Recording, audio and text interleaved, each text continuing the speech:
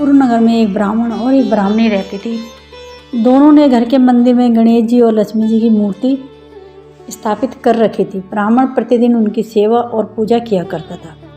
ब्राह्मणी भोजन बनाती और भोग लगाती थी।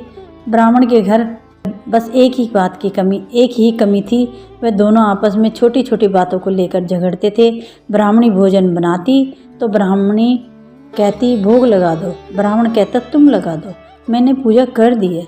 जब भगवान सुलाने का समय होता, आरती का समय होता तो ब्राह्मण कहता तुम कर दो और ब्राह्मणी कहती तुम कर दो। तो परंतु नोक झोंक के साथ दोनों का गुजारा हो रहा था। कार्तिक का महीना था और दीपावली का दिन था। ब्राह्मणी ने भोजन बनाया और ब्राह्मण को कहा तुम भोग लगा दो। इस बात से फिर दोनों में नोक झोंक शुरू हो गई। गणेश जी माता लक्ष्मी जी से बोले यह दोनों तो बहुत लड़ते हैं, हम किसी और के घर जाकर आसन ग्रहण करते हैं। वे दोनों ब्राह्मण के घर से चल दिए। कुछ ही दूर पर एक घर में पहुँचे तो देवरानी जेठानी आपस में लड़ रही थी। घर का आंगन गंदा पड़ा था, झूठे बर्तन इधर उधर बिखरे पड़े थे। भोजन पानी की कोई व्यवस्था नहीं है। लक्ष्मी जी बोली यहाँ तो मैं बिल्कुल नहीं रहूँगी। दूसरे घर गए तो देखा वहाँ बहू अपने सास से लड़ रही थी। वहाँ भी बर्तन सब ऐसे ही पड़ा था। भोजन पानी की कहीं कोई नाम नहीं था। तीसरे घर गए वहाँ नंद भाभी लड़ रही थी। चौथे घर गए वहाँ भाई भाई आपस में लड़ रहे थे।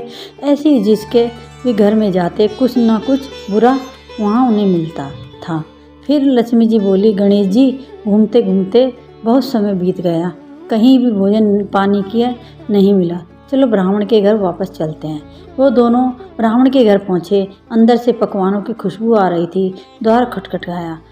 अंदर से ब्राह्मणी बोली मैं नहीं खोलती द्वार, पहले तो तुम चले गए, अब क्यों आए हो? वह बोले ब्राह्मणी अब नहीं जाएंगे। ब्राह्मणी बड़ी होशियार थी, बोली मैं नहीं मानती कि अब दोबारा आप कभी नहीं जाओगे, आप नहीं जाओगे, पहले मुझे वचन दो तभी मैं द्वार खोलूँगी। लक्ष्मी जी बोली मांग। ब्राह्मणी क्या मांगती है?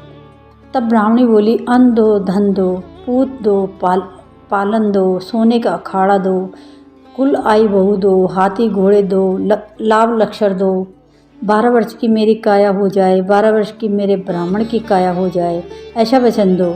लक्ष्मी जी बोली जा ब्राह्मणी तुझे ये सब प्राप्त होगा।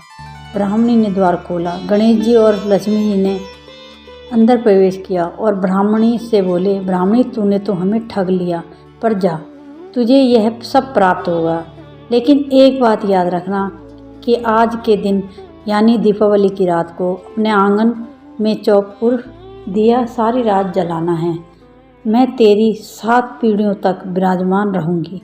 ऐसा कहकर गणेश जी और लक्ष्मी जी ब्राह्मण के घर वापस विराजमान हो गए और उनकी कृपा से ब्राह्मण के घर सब सुख ही सुख हो गया। जय श्री गणेश।